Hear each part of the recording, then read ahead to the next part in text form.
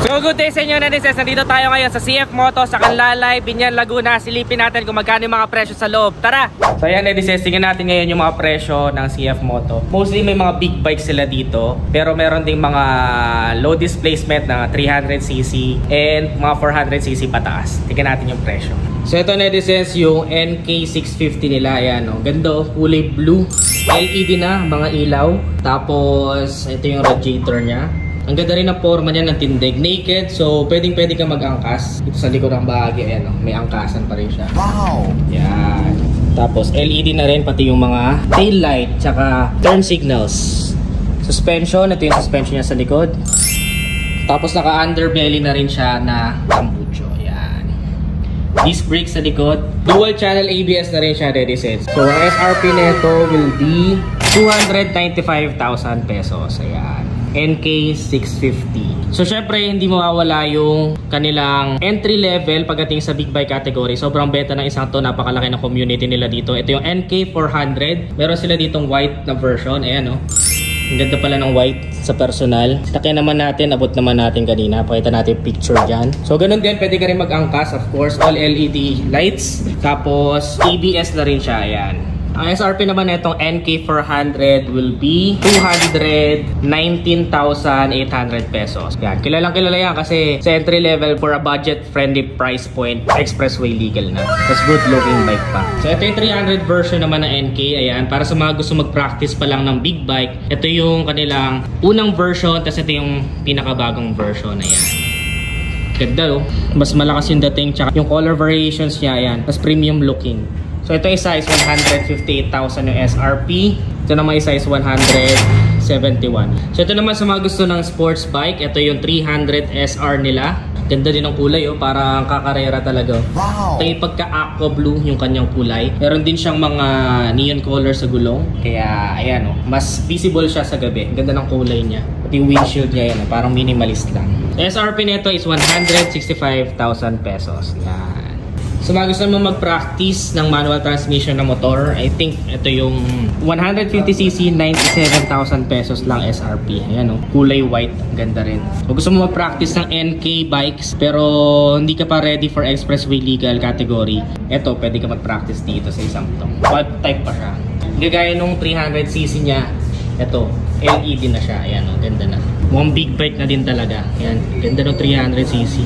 Ito yung bago, ah. Mga netizens, para sa mahilig sa mga Neo Classic, ito parang classic yung itsura nyo. Nung una ko ito nakita sa shop ko, akala ko MB Agusta. CF Moto palang ganda. Ayan, oh. Ito yung 700cc CLX Heritage. Ayan, oh. So makikita nyo, very classic looking pa rin siya. Pero digital na yung kanyang panel gauge. Tapos may pagka robust look din siya, rugged style. Ayan, oh. Labas yung kanyang mga brake fluids sa gilid. CLX logo lang naka-embossed. Meron din siya mga air intakes dito. Liquid cooled na rin, pwede sa mahabang biyahe. Ang ganda ng exhaust nyo, parang modern classic. Ayan. Of course, pwede ka pa din mag-angkas. Ayan. Ganda ng heritage seat niya. And then sa likod, LED na rin yung ilaw. Tapos may mudguard. Ganda. ABS harap at likod. So SRP naman nito will be 369,800 pesos. Ayan. Meron ka ng classic looking. Pero sa mas gusto pa ng mas astig pa dyan, meron silang 700 CLX Sport. Ito yung sports naman nila. Ayan. Makikita mo agad sa upuan pa lang. Ayan, oh. Pero sabi nila interchangeable naman yung seat nito. So kung gusto mo mag-angkas, pwede mong palitan ng seat. Pero yung pinaka-essence niya, ayan, may pagka-classic sports looking na siya. Medyo sub-sub yung aking riding position dito, pero hindi naman sobrang nakakangalay. Para to sa mas gusto ng more aggressive riding style. Yan, halos parehas din ng isa. Pero ito is dual disc yung kanyang front brakes. Brembo calipers na rin. Ayan, oh. Yes, ang ganda. Pati dito sa tapalodo niya, oh, may X emblem. Ganda rin ng headlight. LED, liquid cooled. Tapos, ayan yung tambucho niya sa likod. Almost same lang din. Ayan. May 700 logo dito. Very appealing siya sa personal. So, SRP naman nito 700 CLX Sport is 399,800 pesos. Alin sa dalawa yung mas gusto nyo? Yung Heritage or yung Sport? Comment nyo sa ibaba. Ito para naman sa mga mahihilig sa mga touring, ayan, adventure, gusto nyo mag Philippine Loop. Ito yung isa sa mga pangmalakasan dito. Eh no, kita nyo naman, tindigan pa lang, di ba? Wow! Ganda na. Meron na mga abang na brackets for the boxes. Sa mga side bags, meron na rin. Very comfortable ang seat. Kung gusto mo mag-angkas, ang laki ng fuel tank. And makikita mo, very sturdy yung itsura nung forma niya. Tapos ganda. Meron siya mga auxiliary lights. And pwede mong dagdagan, of course, kung kakailanganin. Very slick din yung kanyang headlight. And napakaganda nung kanyang windshield. Halatang basag na basag yung hangin talaga on high speed tsaka sa mga long drives. Tapos may crash guard na rin siya. So yan, ganda. Parang very sturdy yung itsura niya. Yan, oh, mas kita pala dito eh. Oh. Ganda ng tindib, di ba? So ito yung MT Sport 800 nila. So SRP nito will be 515,500 pesos. Ayan, meron ka ng adventure touring bike. Ayan, ganda. Steve, di ba? Ito yung mga parang kung gusto mo chill riding na lang pero malayo talaga yung mga binabiyahe ninyo. Philippine Loop, maganda itong gamitin. Yan. Tapos sa mga gusto naman ng touring din pero may pagka sporty din yung datingan. Ito yung GT650. Ayan. Alam ko ganito yung gamit ni motoriste. So ang SRP nito is 335,000 pesos. Ayan. So yan, ito yung GT650. Maganda din to for long drives, parang pang touring style din siya pero may pagka sporty din ng konti. Ang ganda ng kanyang headlight, ayan o. Very stylish. ABS na rin po siya, so safe sa mga biglaang preno. Dual disc sa unahan, 2-cylinder. Tingnan natin sa likuran.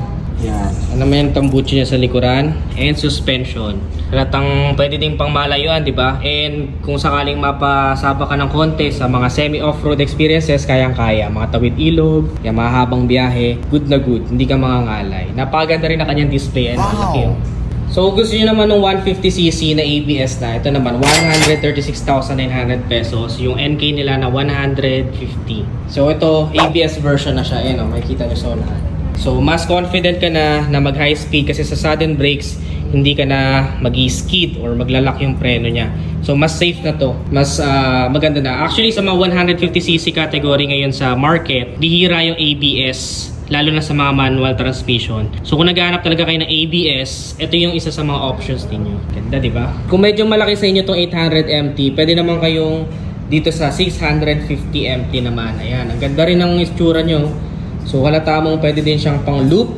Naka upside down force din siya. Napakaganda ng feedback niyan.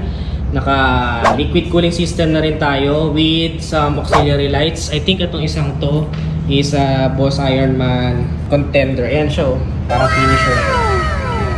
So ibig sabihin subok na kung na isabak to sa Boss Ironman, kayang-kaya na nito yung mahabang biyahe kasi non-stop yun eh. One whole day ng pagdadrive, sobrang layo nun. Tinry namin yan and masasabi ko hands up talaga sa mga finisher natin dyan.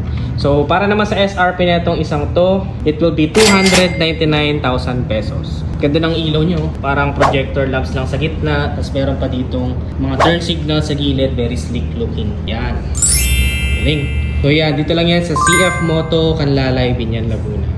So yun na nga siya, netizens, yung mga presyo ng CF Moto. Marami sa inyo nag-request nito and very competitive talaga yung price point nila. Kung makikita nyo yung bikes nila sa personal, very presentable and maganda yung quality. So isa to sa mga ina-eye talaga ng mga consumers ngayon kasi napakaganda ng kanilang offers para sa atin na naghahangad mag big bike. Pero syempre, medyo practical pagdating sa mga presyo. Pero just keep in mind na itong mga presyo na to will still may vary depende sa pwesto or sa inyong mapupuntahan na location and pwede pa siyang magtaas. So as early as now, kung mapanood mo agad tong video na to, pwede ka na mag-inquire para makuha mo na siya dun sa SRP na nasabi natin. So maraming salamat po sa CF Moto, Canlalay, Biñan, Laguna. Visit lang kayo dito. Maybe soon makapag-review din tayo dito. Siningit ko lang to kasi namamasyal kami. So alin dito sa mga motor na to na gusto nyo, comment down below. Don't forget to follow this page for more. Again, this is Ned Adriano. Always keep it cool and ride safe always.